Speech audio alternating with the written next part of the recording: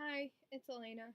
I have something to talk about, but it's like 4 weeks old, and I don't know if it's okay. But I have something else to talk about if that's not okay.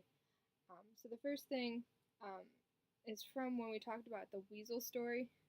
It's probably not the right title, but I knew it had weasels in it. We were talking about irreconcilable differences, and I asked myself a question um, as we were going through it. I asked, do you do what you believe in, or do you do what others slash society says?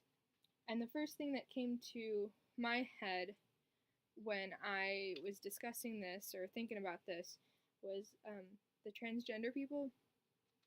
Because if I was transgender and I knowing my situation, my family would not accept me.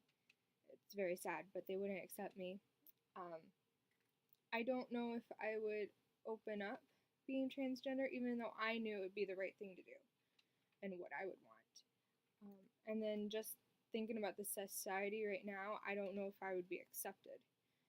So it would be really difficult to just stay as a person of like that you don't believe in than to actually be the person that you are or that you feel.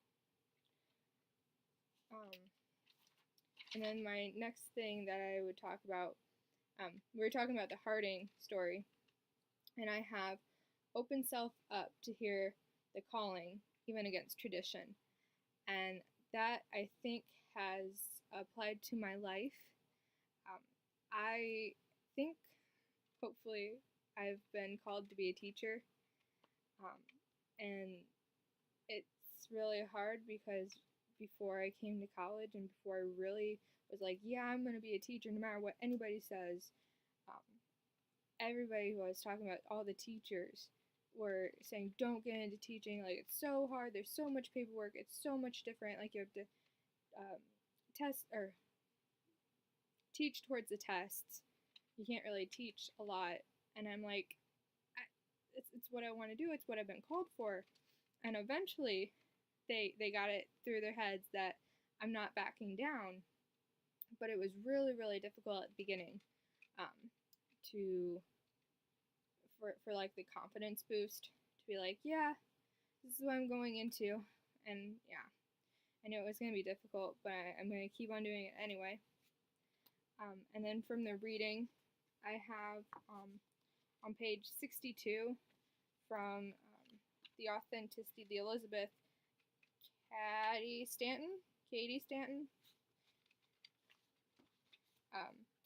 She wrote, "Inasmuch, then, as woman shares equally the joys and sorrows of time and eternity, is it not the height of presumption in man to propose to represent her at the ballot box and the throne of grace, to do her voting in the state, her praying in the church, and to assume the position of high priest at the family altar?"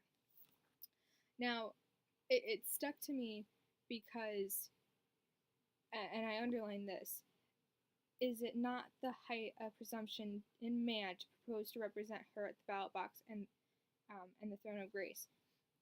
I it stuck to me because I see it as like, and at the time it was like a man's world where you couldn't do anything without a man by your side, and to have, I feel like it's a great advantage if women can kind of use a man to get her way, not in her way, to get her way. Um, if if back in the day, if a woman had a man help her to kind of be the face of the situation, but have the women kind of be like the brains, I think that women get a leg up. I mean, I'm happy that the situation is now that women can go to the voting booth and vote, but in some situations you kind of need the extra help, and I think that's where I'm going at. The extra help and the extra step and the extra leg up is sometimes needed in order to achieve your goal.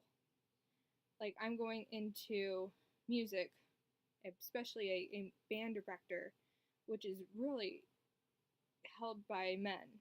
Like the position is rarely held by women. And I know I'm going to have the challenges of just having other people think about me just already in a position worse than what a man would do. Um, and so if I could somehow get that leg up, that would be nice on my part. But I know I'm going to have to fight for my way and fight for what I believe in and fight for what I do. So I know it's going to be difficult on my part. And I'm glad we got what we got. So, thank you.